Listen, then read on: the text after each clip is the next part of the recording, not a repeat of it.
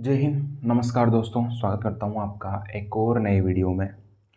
आज के वीडियो का जो टॉपिक होने वाला है वो ये है कि ओवर थिंकिंग बहुत ज़्यादा आ रही है लोगों में, स्टूडेंट्स में जो तैयारी कर रहे हैं। मेरे पास भी यूट्यूब में कमेंट्स आते हैं, मैसेज आते हैं टेलीग्राम वगैरह पे कि सर ओवर थिंकिंग बहुत ज़्यादा हो रही है, इसको कैसे कंट्रोल करें, डर लगता है कि सिलेक्शन नहीं हुआ तो देखो, ओवर थिंकिंग जो आती है ना, वो ऐसा नहीं है कि आपके अंदर ही आ रही है या फिर आप ही इकलौते ऐसे स्टूडेंट हो जो आपके अंदर ही आ रही है, मेरे बगल वाले के में नहीं आ रही या किसी और में नहीं आ रही, या सिर्फ रीट की तैयारी करने वालों में ही आ रही है ओवर थिंकिंग, आरएस की तैयारी करने वालों में नहीं है, या फिर फोर्थ ग्रेड की तैयारी करने वालों में नहीं है। ऐसा नहीं है, ओवर थिंकिंग सब में होती है।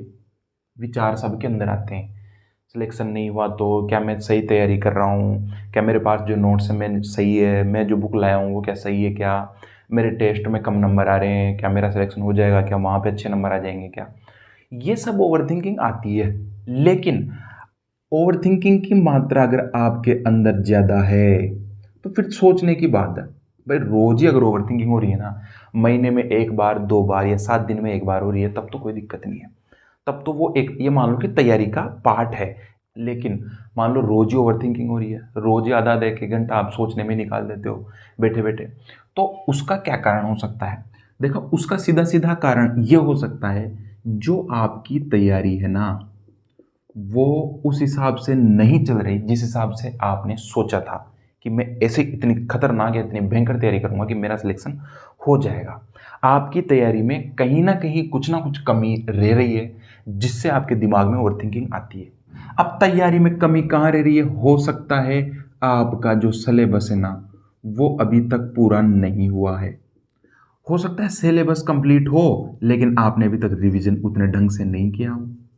जितने ढंग से आपका रिवीजन हो जाना चाहिए उतने ढंग से आपने रिवीजन, अच्छे ढंग से आपने रिवीजन नहीं किया हो। ये एक कारण हो सकता है ओवर थिंकिंग का। रिवीजन भी अगर मान लो आपने कर लिया हो, तो हो सकता है आपके टेस्ट सीरीज में कम नंबर आ रहे हो। ये एक कारण हो सकता है ओवर थिंकिंग का। हो सकता है आपके घर का माहौल वैसा नहीं हो, वहाँ कुछ अलग चलता हो। आप लाइब्रेरी में आते हो तब तो आप बढ़िया पढ़ते हो, लेकिन घर पे जाते ही बहुत अलग माहौल हो जाता है, क्योंकि हो सकता है किसी किसी के घर में 5-6 मेंबर होते हैं, तो वो बातें भी करते हैं, चिल्लाते भी, बहुत सारी चीज़ें, तो वहाँ घर का माहौल अलग हो जाता है, तो थोड़ा उससे भी ओवर थिंकिंग बढ़ जाती है। हो सकता है आप जो भी अपना डेली टारगेट बना रहे हो, डेली शेड्यूल बना रहे हो पढ़ने का, कि मैं कल ये 8 घंटे इस तरीके से पढ़ूंगा, हो सकता है आपका ये डेली टारगेट कंप्लीट नहीं हो रहा हो, इस वजह से ओवर थिंकिंग आ रही हो।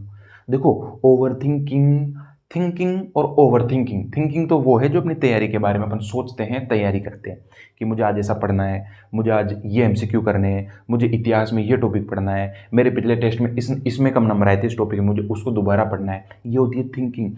ओवर थिंकिंग क्या होती है?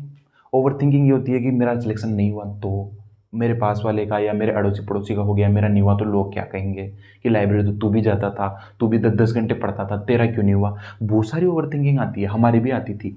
लेकिन उसको कंट्रोल कैसे करना है? इस डेली टारगेट को उस हिसाब से बनाओ कि आप इसको कर सको आराम से। इतना भी नहीं बना लेना कि 10-10 घंटे पढ़ रहे हो तो भी टारगेट पूरा नहीं हो रहा। तो टारगेट, पहली चीज़ तो उस हिसाब से बनाओ कि आप उसको कंप्लीट कर सको। ठीक है। अब ओवर थिंकिंग तो अपने कारण तो पता कर लिए कि सर ये सब कारण हैं, इनसे ओवर थिंकिंग होती है। जब अपने को कारण पता लग जाता है ना, तो अपन उस कारणों पे काम करके उन कारणों की छुट्टी कर सकते हैं, मतलब उनको हटा सकते हैं। जिन जिन कारणों से अपना ओवर थिंकिंग हो रही है, उन कारणों को खत्म करो, फिनिश करो। कैसे? सिलेबस अगर कंप्लीट नहीं है तो सिलेबस पहले तो कंप्लीट करो बिना ओवर थिंकिंग। देखो, आपके हाथ में सिर्फ और सिर्फ मेहनत है। ठीक है। आपका सिलेक्शन होगा नहीं होगा, मैं तो कहता हूँ इस बारे में सोचो ही मत हो। ठीक है। जब मैं तैयारी करता था ना, तब मैं इतनी अच्छे से तैयारी करी है मैंने कि मुझे अंत में 2-3 महीने में ये फील होने लग गया था कि मेरा तो सिलेक्शन हो जाएगा, लेकिन मुझे औरों का नहीं पता, मेरा तो हो जाएगा। मुझे ये फीलिंग आने लग गई थी लास्ट के 2-3 महीने में। इतने मॉक टेस्ट दे लिए मैंने, इतनी टेस्ट सीरीज कर ली, इतनी बार रिवीजन कर लिया चीज़ों का। तो जब आप पढ़ोगे, जब आप बार बार रिवीजन करोगे, बहुत सारे बच्चे हैं जिन्होंने 1-2 बार ही रिवीजन किया है और उनको चीज़ें नहीं आ रही, टेस्ट में क्वेश्चन सही नहीं हो रहे, वो परेशान हो रहे हैं। हमने तो रिवीजन भी कर लिया।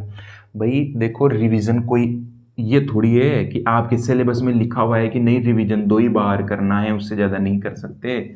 जितनी बार करोगे उतनी बार ही आप फ़ायदे में रहोगे।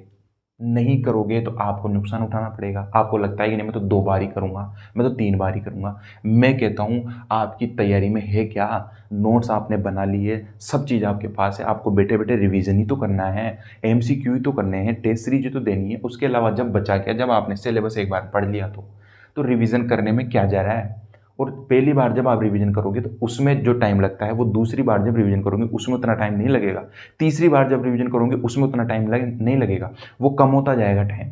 और जब आप एक टाइम ऐसा आ जाएगा कि एक एक दो दो दिन में आप पूरे सिलेबस को खत्म कर दोगे, तो आपने कितनी बार रिवीजन कर लिया परीक्षा तक। तो ये चीज़ ध्यान में रखो, जितनी बार रिवीजन हो सके ना उतनी बार करो। ये मत सोचो कि मैं तो 4 बार करूंगा परीक्षा तक, मैं तो 5 बार कर लूंगा, मैं 3 बार कर लूंगा। नहीं, जितनी बार रिवीजन हो सके उतनी बार रिवीजन करो। जितने एमसीक्यू हो सके उतने एमसीक्यू करो। जितने पीवाईक्यू हो सके उतने पीवाईक्यू करो। रीट के अलावा भी और भी जितनी परीक्षाएं में क्वेश्चन आए हुए हैं उनको देखो। जितनी टेस्ट दे सको उतने दो। यह है, जब मैंने तैयारी करी तो मैंने लगभग लगभग 150 टेस्ट तो दिए थे, 150 से तो ऊपर ही दिए थे। और जब मैं 150 टेस्ट दे लिए थे तो मेरे यही फीलिंग आती थी कि मेरा तो सिलेक्शन हो जाएगा, मुझे और होगा नहीं पता। तो मेरे दिमाग में ओवरथिंकिंग ऑटोमेटिक कम क्यों हो गई? क्योंकि मेरा रिवीजन इतनी बार मैंने कर लिया, मेरे नोट्सों को मैंने ऐसे तैयार कर लिया कि कहीं से कोई क्वेश्चन आएगा कहाँ से। मैं ये चाहता था कि एग्जाम में देखूँ कि क्वेश्चन कहाँ से आएगा। ठीक है ना?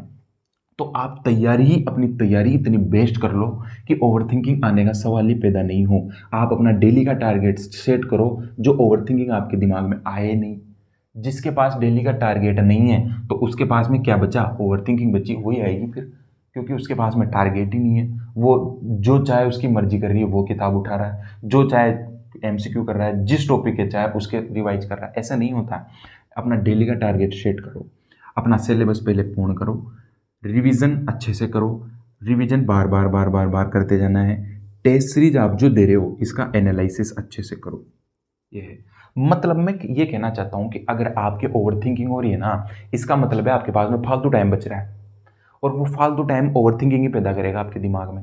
तो मैं कहता हूं अपने रोज का डेली का शेड्यूल बनाओ ऐसा कि उसको पूरा करने में ही आपका पूरा दिन निकल जाए, आपके पास में खाली टाइम ही नहीं बचे।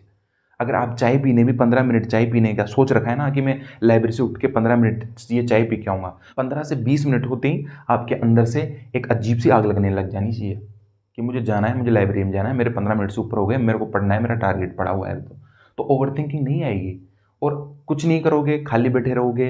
रिवीजन कर लिया 1-2 बार, अब मजे में बैठे हो, सिर्फ एमसीक्यूज करे जा रहे हो। देखो, सिलेक्शन दो ही चीज़ करवा के देगी, जितना हो सके उतना रिवीजन करो, जितने हो सके उतने एमसीक्यू करो और टेस्ट सीरीज, ये दोनों चीज़। क्योंकि अपने वहाँ लड़ना ही अपने को सवालों से ही है। वहाँ कोई ये थोड़ी आएगा कि महाराणा प्रताप के बारे में 5 लाइन लिखो, आप थ्योरी रटते जा रहे हो रटते जा रहे हो। जो चीज़ वहाँ आएगी, जिस चीज़ से अपने को एग्जाम हॉल में लड़ना है, उस चीज़ की तैयारी करो यहाँ पे। और अपना जो टाइम है उसका शेड्यूल ऐसा बनाओ कि 1 मिनट भी फालतू आपके पास में नहीं बचे। ऑटोमेटिक आपकी ओवरथिंकिंग कम हो जाएगी। तो ओवरथिंकिंग कम करने का यही एक उपाय है, अपना सिलेबस करो, रिवीजन करो, टेस्ट सीरीज दो, टेस्ट सीरीज का एनालिसिस करो, एनालिसिस में जो कमियां पता लगती है उन कमियों पर काम करो, डेली का अपना टारगेट बनाओ और उस टारगेट के हिसाब से पढ़ाई करो। ऑटोमेटिक ओवरथिंकिंग कम हो जाएगी। और ओवरथिंकिंग कम करने का और कोई उपाय नहीं है, कोई दवाई नहीं है, ये दवाई है। अब अपनी तैयारी ढंग से करने लग जाओ, ऑटोमेटिक ओवरथिंकिंग कम होने लग जाएगी और एक पॉजिटिव एनर्जी आने लग जाएगी, पॉजिटिव थिंकिंग आने लग जाएगी कि यार मेरा सिलेक्शन हो सकता है, मेरे बढ़िया नंबर आ रहे हैं। ऑटोमेटिक टेस्ट सीरीज में बढ़िया नंबर आएंगे, ऑटोमेटिक पॉजिटिव थिंकिंग आने लग जाएगी।